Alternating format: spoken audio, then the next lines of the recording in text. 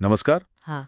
आज हम एक बहुत ही मुश्किल और कहना चाहिए मानवीय कहानी पर बात कर रहे हैं। जी, निमिषा प्रिया का मामला हम्म, यमन में।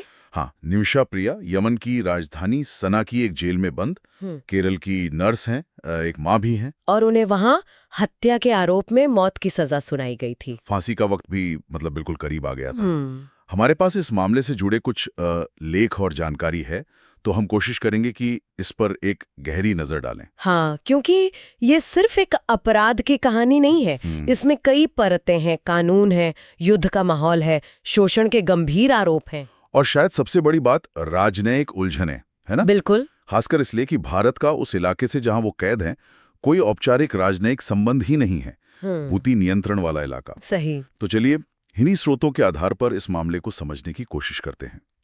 निमिषा प्रिया आखिर हैं कौन और वो यमन पहुंची कैसे? देखिए, निमिषा केरल के पलक्कड़ की रहने वाली हैं। वो 2008 में, मतलब काफी पहले, बेहतर रोजगार के लिए नर्स बनकर यमन गई थी। अच्छा, 2008 में। जी।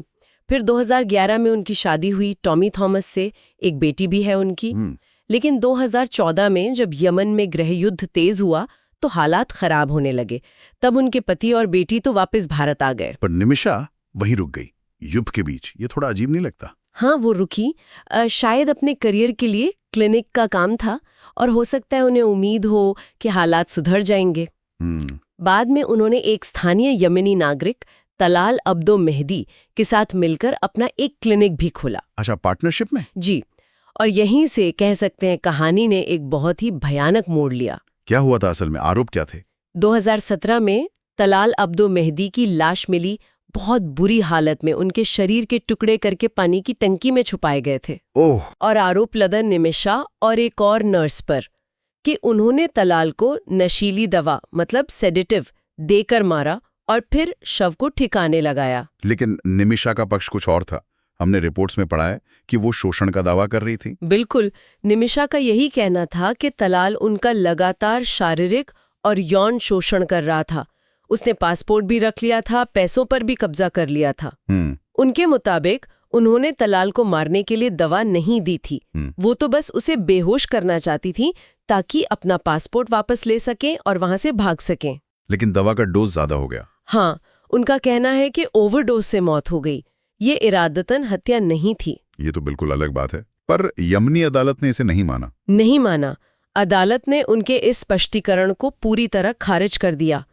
उनकी अपीलें भी खारिज हो गई और सजाए मौत सुना दी गई। और मामला और भी पेचीदा हो गया, क्योंकि वो सना की जेल में थी, जो हूती विद्रोहियों के नियंत्रण में है। जी। और भारत सरकार हूतियों को मान्यता नहीं देती। तो इसका सीधा मतलब क्या हुआ निमिषा के लिए? मदद कैसे पहुंचती?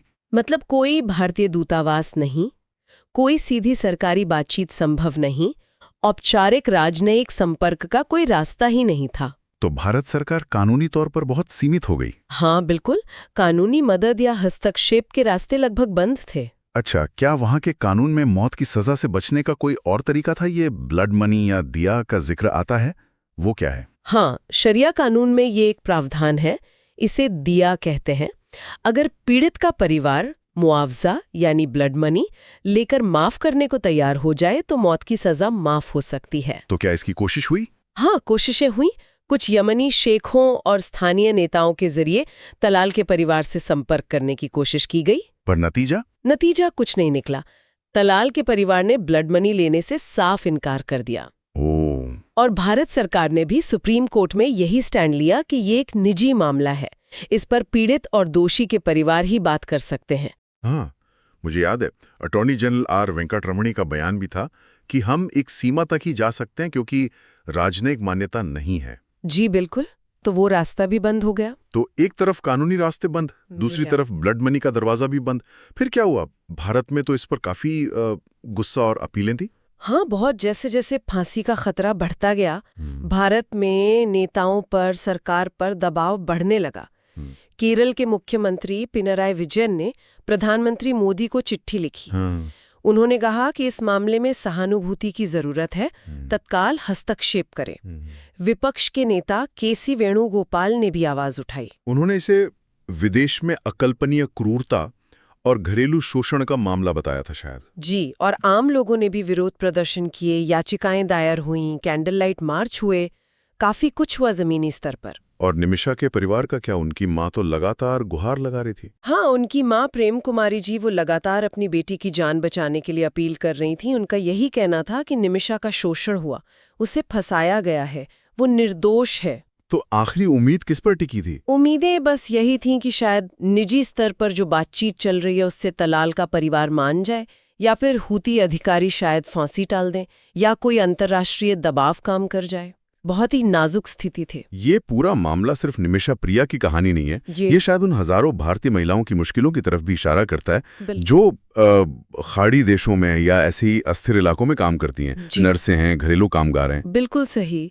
ये दिखाता है कि उनके सामने शोषण का, अकेलेपन का और कई बार कानूनी सुरक्षा की कमी का कितना खतरा रहता है। और सबसे बड़ी बात जो सामने आती है वो ये कि राजनयिक संबंध कितने जरूरी हैं, है ना? हाँ, बिल्कुल। जब किसी देश से आपके औपचारिक रिश्ते ही नहीं हैं, तो वहां अगर आपका कोई नागरिक फंस जाए तो उसकी मदद करना कितना ज्यादा मुश्किल हो जाता है। ये इस मामले ने साफ दिखाया। ये सवाल भी मन में आता है कि क्या निमिषा को वाकई एक निष्पक्ष सुनवाई मिली होगी? क्या शुरू में ही कुछ और किया जा सकता था? ये बहुत मुश्किल सवाल है और शायद इनके जवाब हमें पूरी तरह कभी न मिले। पर संक्षेप में यही है कि निमिषा प्रिया की जो स्थिति थी वो कानूनी, राजनयिक और सांस्कृतिक जटिलताओं के एक ऐसे जाल में फंसी हुई थी जहां से निकलना लगभग नामुमकिन लग रहा था। ये मामला हमें सोचने में मजबूर करता है कि कैसे एक व्यक्ति की जिंदगी दुनिया की राजनीति, युद्ध के हालात और कूटनीति के दांव पेच में उलझ सकती है। जी, और जब औपचारिक रास्ते बंद हो जाएं, तो कोई देश अपने नागरिकों की मदद कैसे करे? जो अनौपचारिक रास्ते होते हैं, मानवीय अपीलें होती हैं, उनकी क्या सीमाएं हैं और क्या संभावनाएं हैं, खासकर तब जब किसी की जान दांव पर लगी हो। हाँ, ये बहुत बड़े सवाल हैं जिन पर शायद हमें और सोचने की जरूरत है।